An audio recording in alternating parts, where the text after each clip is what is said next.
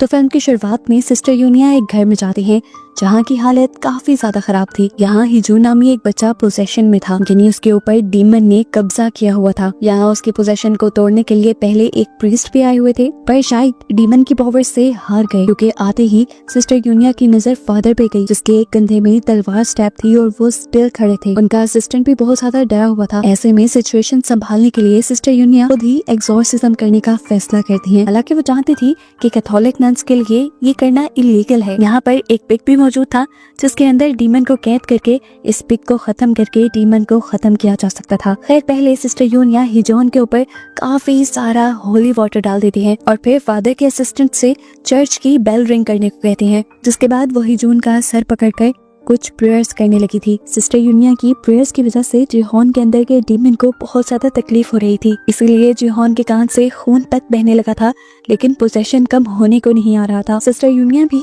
अपनी प्रेयर्स नहीं रोकती और डीमन से डीमन का नाम पूछते हैं, लेकिन वो डीमन नाम बताने के बजाय सिस्टर यूनिया को ही धमकियां देने लगा था। उसे कहता है, तुम इस साल का स्प्रिंग नहीं देखोगी, मैं तुम्हें ऐसी मौत दूंगा कि वो मौत इंसानों में सबसे ज्यादा भयानक होगी। तुम्हारे जैसे प्रीस्ट और फादर्स नहीं, हम जैसे सारे डीमंस को हेल में कैद कर दिया, लेकिन अब ऐसा नहीं होगा। सिस्टर यूनिया उसकी बातें सुनने के साथ साथ अपनी प्रेयर्स पढ़ती जा रही थी, जिसकी वजह से आखिर हिजोन बेहोश तो हो गया, लेकिन वो जानती थी कि हिजोन सिर्फ कंट्रोल में आया है, उसका पोजेशन खत्म नहीं हुआ। इसीलिए हिजोन को चर्च के हॉस्पिटल में एडमिट करवा दिया जाता है। हिजोन की मॉम यहाँ पर डॉक्टर को बताते हैं कि हिजोन को पोजेशन है, लेकिन यहाँ पर डॉक्टर फादर पावलो उसकी बात पे यकीन नहीं करते, क्योंकि उनको खुद पोजेशन और एक्सॉर्सिज्म पे यकीन ही नहीं था। वो इस चीज को नहीं मानते थे कि कोई डिवल एंटिटी या कोई और पावर इंसान की बॉडी पर कब्जा कर सकती है। यही बात वो हिजोन की मॉम कभी समझाने की कोशिश करते हैं कि आपके बेटे को किसी किस्म का पोजेशन नहीं है, ये एक मल्टी पर्सनालिटी डिसऑर्डर है जिससे आपका बेटा गुजर रहा है और एग्रेशन में है। लेकिन हिजोन की मॉम ने फादर पावलो को बताया वो पोजेशन में ही है। काफी मर्तबा उसका एक्सॉर्सिज्म भी किया गया, यहाँ तक के 2 फादर्स उसका एक्सॉर्सिज्म करने में नाकाम भी हो गए। लेकिन फिर उस दिन सिस्टर यूनिया ने आकर सब कुछ हैंडल किया। ये सुनकर डॉक्टर पावलो, जो खुद एक प्रीस्ट थे, वो काफी हैरान हुए, क्योंकि कैथोलिक नन्स एक्सॉर्सिज्म नहीं कर सकती थी। ये काम उनके लिए इलीगल था और इसी वजह से हम देखते हैं कि सिस्टर यूनिया को चर्च की मैनेजमेंट ने भी मीटिंग में बुलाया हुआ है। यहाँ पर अपनी सफाई देते हुए सिस्टर यूनिया बताती हैं कि उस टाइम सिचुएशन बहुत ज्यादा खराब थी, एक्सॉर्सिज्म के अलावा कोई दूसरा ऑप्शन नहीं था। सिचुएशन को कंट्रोल करने के लिए मैंने एक्सॉर्सिज्म किया और अभी भी उस बच्चे को एक्सॉर्सिज्म की जरूरत है। वो मैनेजमेंट से कहती है, अगर पॉसिबल हो तो हमें फादर किम और फादर जॉय को बुला लेना चाहिए, जो बहुत ज्यादा एक्सपर्ट थे, ताकि वो बच्चे का एक्सॉर्सिज्म कर सकें, क्योंकि उस बच्चे के अंदर एक नहीं बल्कि कई डीमन एक टाइम में है और एक डीमन उसमें से सबसे ज्यादा पावरफुल है, जो अपना नाम भी नहीं बता रहा। लेकिन यहाँ कोई भी सिस्टर यूनिया की बातों को सीरियस नहीं लेता। दिखाया जाता है कि यूनिया खुद उसी फादर के पास गई थी जो उस बच्चे का एक्सॉर्सिज्म करने में हार गए थे। फादर ने हिजोन का सारा केस यूनिया को समझाया, उसकी बनाई हॉन्टेड ड्राइंग्स भी उसे दे दी और आगे इस पोजेशन को खत्म करने की जिम्मेदारी उसने सिस्टर यूनिया को दे दी। सिस्टर यूनिया जब वहाँ से जाते हैं तो हम फादर को अजीब सी हालत में देखते हैं और पता चलता है कि फादर के ऊपर भी ईवल चीजों ने कब्जा बना लिया है, क्योंकि क्रिश्चियनिटी में माना जाता है अगर कोई भी फादर एक्सॉर्सिज्म करने में फेल हो जाए तो ईवल चीजें उन्हीं के ऊपर कब्जा कर लेती हैं, और ऐसा ही कुछ इन प्रीस्ट के साथ भी हुआ है। इसके बाद सिस्टर यूनिया जाती हैं डॉक्टर पावलो के पास। वो उनसे जिहोन के एक्सॉर्सिज्म की परमिशन लेना चाह रही थी, लेकिन डॉक्टर पावलो को इन चीजों पे बिल्कुल बिलीव नहीं था। वो उसे हॉस्पिटल से डिस्चार्ज करने की परमिशन देते ही नहीं है। सिस्टर यूनिया उनकी सोच बदलने के लिए उनको काफी सारी बातें बताती हैं, काफी सारी बाइबल की वर्स भी सुनाती हैं जिनमें एक्सॉर्सिज्म के बारे में बताया गया था। लेकिन डॉक्टर पावलो अभी भी उनकी बात नहीं मानते और कहते हैं कि जब तक जिहोन मेरा पेशेंट है मैं तब तक उस पर एक्सॉर्सिज्म की परमिशन नहीं दूंगा। फिर सिस्टर यूनिया भी जाते हुए उन्हें कह ही जाती हैं, मैं किसी भी हाल में जिहोन को बचा कर रहूंगी और उसका एक्सॉर्सिज्म भी करूंगी। यहाँ हमें जिहोन की मॉम को दिखाया जाता है, जिनको पैसे लेने वाले लोग फोन कर करके तंग कर रहे थे। एक आदमी तो उनको ये तक कह देता है कि तुम्हारा हस्बैंड भी मर गया और इसी तरह तुम्हारा पागल बेटा भी मर जाएगा।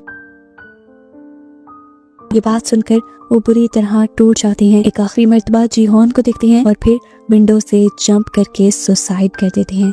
उसके नीचे गिरते ही सभी लोग उसके चारों तरफ इकट्ठे हो गए थे। डॉक्टर पावलो और उनकी असिस्टेंट डॉक्टर मिकाइला भी, सिस्टर यूनिया भी यहाँ आ चुकी थी जिहोन की मॉम की डेड बॉडी के पास।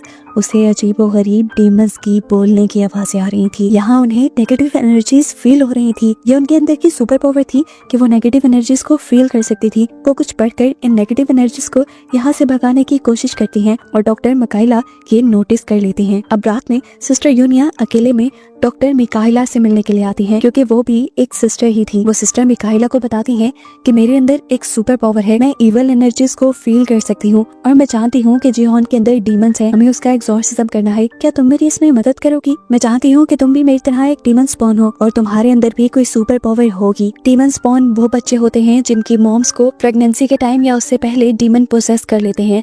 ऐसे में डीमन की कुछ एनर्जीज उन बच्चों के अंदर चली जाती हैं।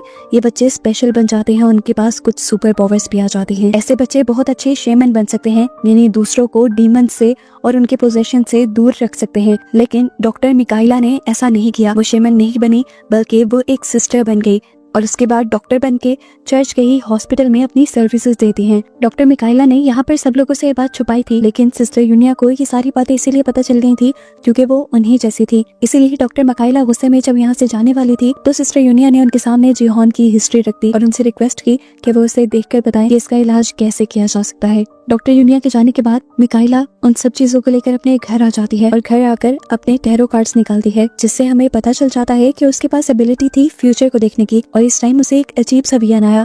उसने अपने विजन में बहुत सारी गोड्स को मरा हुआ देखा। वो अपने टैरो कार्ड्स में से 2 कार्ड्स को पिक करती है, जिसमें से एक डीमन निकलता है और दूसरा हाई प्रिस्टेस। ये देखते ही उसे अपनी जिंदगी का फ्लैशबैक आने लग जाता है। असल में वो पहले अपनी बहन के साथ ये कार्ड रीड किया करती थी। ये दोनों बहनें ही डीमन स्पॉन थी। डीमन स्पॉन के बारे में मैं पहले ही बता चुकी हूँ। मिकाइला की मॉम का डीमन फिर मिकाइला की सिस्टर के अंदर आ गया था। उसका बहुत इलाज करवाया गया, लेकिन आखिर वो मर गई और उसके मरने के बाद से उसकी सोल मिकाइला को डराती रहती है। मिकाइला को उसके बिला वजह विजन्स भी आते रहते हैं, जिनसे वो बहुत डरती है। उसके इस डर का भी इलाज करवाया गया, लेकिन मिकाइला दूर भाग गई। अभी भी जिस टाइम मिकाइला को ये डरावने विजन्स आ रहे थे, तभी वो डर कर उठी। उसने देखा कि उसका फोन बज रहा था। ये सिस्टर यूनिया की कॉल थी। उसने उठाया और सिस्टर यूनिया ने उसे बताया कि मैं तुम्हारे नाइटमेयर्स के बारे में जानती हूँ, क्योंकि मैं इवल चीजों को सेंस कर सकती हूँ। फिर अगले दिन जैसे तैसे करके सिस्टर यूनिया डॉक्टर मिकाइला को मना ही लेती हैं कि वो जिहोन को एक्सॉर्सिज्म के लिए लेकर जाएंगी, वो भी एक शेमन के पास। शेमन सिस्टर यूनिया की जानने वाली थी।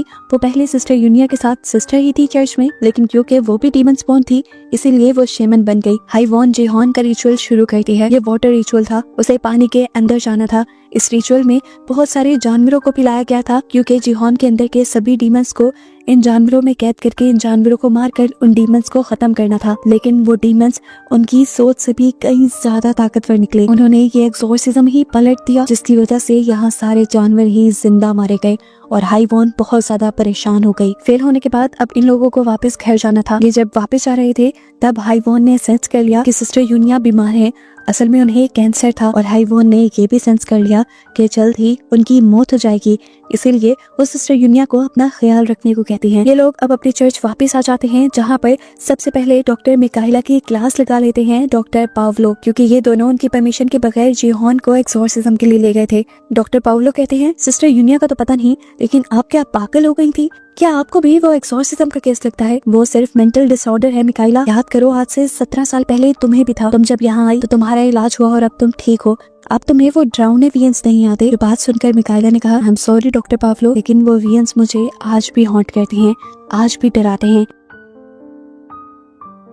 वो अब जैसे ही डॉक्टर पावलो के ऑफिस से बाहर निकली तो उसे एक लेडी मिली, जो उसे बताती है कि मैं खुशी खुशी अब अपने बेटे के पास जा रही हूँ। ये कहते ही उसकी पूरी बॉडी खाली हो जाती है और वो एकदम से गायब हो जाती है। डरकर डॉक्टर मिकाइला जब उसके रूम में जाते हैं तो पता चलता है कि अभी अभी वो औरत मर गई थी और जिससे उसने बात की वो इस औरत की सोल थी। खैर, अब वो घर आ जाती है और घर आने पे उसे बहुत सारी चीजें परेशान कर रही थी। उसे उसके विजन्स हॉन्ट कर रहे थे और वो जानती थी ऐसा इसलिए है कि वो जिहोन की मदद नहीं कर रही। इसलिए वो सिस्टर यूनिया को कॉल करके कहती है कि वो जिहोन के एक्सॉर्सिज्म में उनकी मदद करने के लिए तैयार है।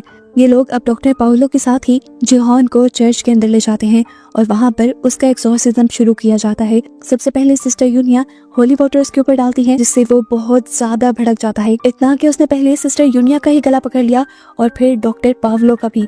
इस डीमन को कंट्रोल करने के लिए मिकाइला को कुछ समझ नहीं आई और उसने उठाकर एक चेयर जीहॉन को मार दी, जिससे उसके अंदर के डीमन थोड़ी देर के लिए रिलैक्स हो गए। जीहॉन होश में आ गया और होश में आते ही रोने लगा। उसने यूनिया की मिन्नतें की कि प्लीज मुझे बचा लो, ये डीमंस मुझे मार देंगे और मैं मरना नहीं चाहता। आज का एक्सॉर्सिज्म इनका फेल हो चुका था। जीहॉन वापस हॉस्पिटल में था। अब डॉक्टर मिकाइला और सिस्टर यूनिया साथ बैठी हुई थी। सिस्टर यूनिया मिकाइला से कहती है, हमें एक्सॉर्सिज्म करने के लिए उस डीमन का नाम जानना है जिसने जीहॉन के ऊपर कब्जा किया हुआ है। नाम जाने बगैर हम उसका एक्सॉर्सिज्म नहीं कर पाएंगे। इस टाइम डॉक्टर मिकाइला सिस्टर यूनिया के सामने ही कार्ड रीडिंग करती है और उन्हें बताती हैं कि उन्हें उस डीमन का नाम जानने के लिए और अपने एक्सॉर्सिज्म को परफॉर्म करने के लिए एक तीसरे आदमी की भी जरूरत पड़ेगी। अब मिकाइला और सिस्टर यूनिया चाहती हैं अपने 2 एक्सपर्ट फादर्स को बुलाने के लिए, लेकिन वो बहुत ज्यादा बिजी थे। उनकी कुछ रिलीजियस रैलीज थी जिनको उन्होंने होस्ट करना था, लेकिन वो सिस्टर यूनिया को ये जिम्मेदारी देते हैं कि वो जीहॉन का एक्सॉर्सिज्म अच्छे से करें। अगर एक सिस्टर को एक्सॉर्सिज्म करने की परमिशन मिल ही गई है तो, लेकिन अभी भी उनको तीसरे आदमी की जरूरत थी और वो ये भी नहीं जान पाए थे कि उस डीमन का नाम क्या है। तो फादर उन्हें हिंट देते हैं कि उस डीमन का नाम किसी जानवर के ही नाम पे होगा। अब मिकाइला के मुताबिक उन्हें जीहॉन का एक्सॉर्सिज्म करने के लिए की ऑफ हेवन भी चाहिए होगा, लेकिन की ऑफ हेवन लेना इनके पास की बात नहीं थी। क्रिश्चियंस के लिए वो बहुत इम्पोर्टेंट होता है। इसी के साथ सिस्टर यूनिया हाइवॉन से भी मिलने के लिए जाती हैं और एक और मर्तबा उसकी मदद मांगती हैं, लेकिन हाइवॉन ने अब उनकी मदद करने से मना कर दिया क्योंकि ये उनका बस का काम नहीं था। साथ ही उन्हें ये भी कहा कि अब लूनर मंथ आने वाला है और इस मंथ में वो बहुत ही ज्यादा ताकतवर हो जाते हैं। इसके बाद ये लोग जब वापस चर्च पहुंचते हैं तो चर्च मैनेजमेंट उनको बुलाती है। सिस्टर यूनिया को बताया जाता है कि उनको अनऑफिशियल एक्सॉर्सिज्म करने की परमिशन तो मिल गई है, लेकिन अथॉरिटीज के मुताबिक उन्हें डॉक्टर पावलो को भी अपने एक्सॉर्सिज्म में साथ रखना होगा। तब सिस्टर यूनिया ने कहा, हम डॉक्टर पावलो को साथ कैसे रख सकते हैं फादर, उनका तो एक्सॉर्सिज्म पे बिलीव ही नहीं है। तब फादर ने कहा, मैं नहीं जानता, लेकिन यही रूल है, एक्सॉर्सिज्म में मैं और डॉक्टर पावलो दोनों आप लोगों के साथ होंगे। अब यहीं पर सिस्टर यूनिया उनसे की ऑफ हेवन भी मांग लेते हैं, जिस पर वो कहते हैं कि की ऑफ हेवन उन्हें नहीं मिल सकता और अगर उन्होंने अनऑफिशियली उसे लेने की कोशिश की तो उनकी सारी अथॉरिटी खत्म कर दी जाएगी। लेकिन खुशकिस्मती से अगले दिन मैनेजमेंट उन्हें की ऑफ हेवन भी दे ही देती है, लेकिन इस शर्त पर कि हर हाल में उन्हें एक ही एक्सॉर्सिज्म के बाद इस डीमन को हेल में पहुंचाना होगा, चाहे उसके अंदर जीहॉन बचे या ना बचे। एक्सॉर्सिज्म शुरू कर दिया जाता है। डॉक्टर पावलो जो भी एक फादर थे वो भी इन तीनों को ब्लेसिंग्स देते हैं और यूनिया अपनी प्रेयर्स पढ़ना शुरू कर देती है। इस मर्तबा उसकी प्रेयर्स कुछ ज्यादा असर नहीं कर रही थी क्योंकि डीमंस पावरफुल हो चुके थे, लेकिन उसने अपनी कोशिश जारी रखी और फिर डीमंस को गुस्सा आना शुरू हो गया। डीमंस ने उसे गालियां दी, उसका मजाक बनाया और उसे बताया कि जब तुम पैदा हुई तब भी तुम्हारी मॉम के अंदर मैं ही था। और ये बात यूनिया को पहले ही पता थी कि वो एक डीमन स्पून है, लेकिन ये नहीं जानती थी कि जीहॉन वाला डीमन ही उसकी मॉम के अंदर भी था। वो उससे उसका नाम पूछती है, लेकिन डीमन नाम बताने को तैयार नहीं था। यूनिया से कहती है, तुम कमजोर हो, अकेले हो, लेकिन डीमन ने बताया, मैं एक नहीं हूँ और हम सब की पावर मिलकर तुम्हारी सोच से भी कहीं ज्यादा है। वो बताता है कि उसने दुनिया में आने के लिए 233 साल इंतजार किया और इसके बाद वो हर साल इस दुनिया में आता रहा। हर साल किसी न किसी को अपना शिकार बनाकर वो मारता रहा। उसे बच्चे बिल्कुल नहीं पसंद और वो दुनिया के बच्चों को मारना चाहता है। वो बताता है कि वो अभी तक 292 बच्चे मार चुका है। ये बातें बताने का मकसद ये नहीं था कि डीमन यूनिया को डरा रहा था, वो सिर्फ यूनिया को डिस्ट्रैक्ट कर रहा था। यूनिया जब उसकी बातें सुन रही थी तभी वो कमरे में हलचल मचा देता है और एक अलमारी यूनिया के ऊपर गिरा देता है। मिकाइला बहुत ज्यादा घबरा जाती है और यूनिया से पूछती है, अब क्या करोगी? वो उसे कहती है, मुझे की ऑफ हेवन दो, जो लेकर वो दोबारा अपनी प्रेयर्स पढ़ने लग जाती है। लेकिन इस मर्तबा भी उसके ऊपर ज्यादा कुछ फर्क नहीं पड़ रहा था। थोड़ी ही देर में बाहर हाइवॉन का असिस्टेंट भी आ गया इन लोगों की मदद करने के लिए। बाहर शीमन रिचुअल भी शुरू कर दिया गया डीमन को भगाने के लिए। यूनिया ने मिकाइला से दरवाजा खोलने को कहा जहाँ से बाहर की आवाजें अच्छी तरह अंदर आ सकें और शेमन रिचुअल की आवाजें सुनकर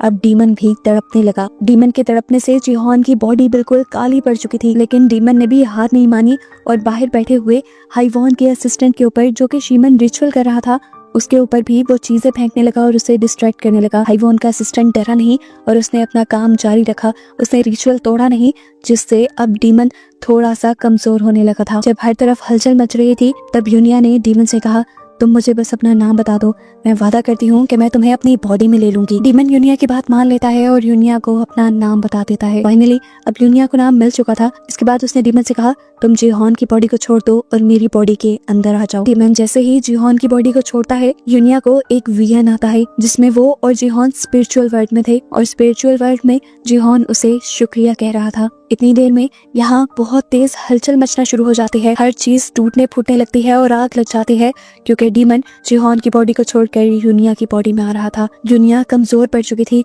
उसने मिकाइला से कहा, तुम जिहोन को लेकर चर्च में चली जाओ और 3 मरतबा चर्च की बेल रिंग करना, इतनी जोर से कि वो मुझे भी सुनाई दे। मिकाइला उससे पूछती है, तुम क्यों नहीं साथ चल रही? तब यूनिया अपने जिस्म पे हाथ रख के उसे बताती है कि उसने डीमन को अपने अंदर ले लिया था, और ये जानकर वो पूरी तरह टूट गई। ये लोग तेजी से अपनी कार्स की मदद से यहाँ से निकल गए, लेकिन चर्च जाने से पहले ही बहुत सारे डिमोनिक रैट्स ने इनका रास्ता रोक लिया। उनका क्या, यहाँ पर पूरी ही ट्रैफिक को जाम कर दिया इन रैट्स ने। इन्हें जल्दी से जल्दी चर्च की बेल रिंग करनी थी। मिकाइला और हाइवोन का असिस्टेंट जल्दी से जिहोन को लेकर बाहर निकल आए और भागते हुए चर्च तक जाने के लिए निकले। ये जो उनसे चला नहीं जा रहा था, इसीलिए हाइवोन का असिस्टेंट मिकाइला को अकेले ही आगे बढ़ने को कहता है। मिकाइला जाकर फाइनली 3 मरतबा अपने चर्च की बेल को रिंग कर देते हैं। उसकी बेल को रिंग करने से पहले हमने देखा था कि जॉन का जिस्म डिमोनिक पावर्स की वजह से बिल्कुल काला पड़ने लगा था, लेकिन बेल रिंग करने के बाद उसकी बॉडी दोबारा से ठीक हो गई, जिसका मतलब था कि उसके अंदर के डीमंस ने उसे छोड़ दिया है। मिकाइला अब चर्च के अंदर जिहोन को छोड़कर फौरन यूनिया की मदद करने के लिए पहुंचती है।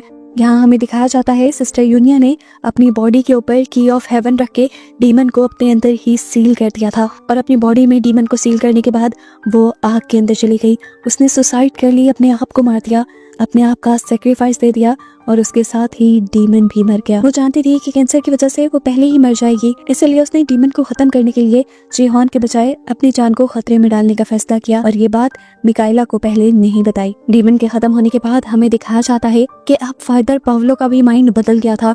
वो भी एक्सॉर्सिज्म और पोजेशन पे यकीन रखने लगे थे। वो उस जली हुई बिल्डिंग से मिलने वाली की ऑफ हेवन अपनी मैनेजमेंट को दे देते हैं, और कहानी के लास्ट सीन में हमें मिकाइला और जिहोन को दिखाया जाता है, जो एक लंबे सफर पे निकल रहे थे, इस इरादे के साथ कि वो दुनिया में मौजूद बाकी 12 डीमंस को ढूंढकर मार डालेंगे, उन्हें हेल में पहुंचा देंगे। और बस इनके इसी सफर को दिखाते हुए ये मूवी यहाँ खत्म हो जाती है।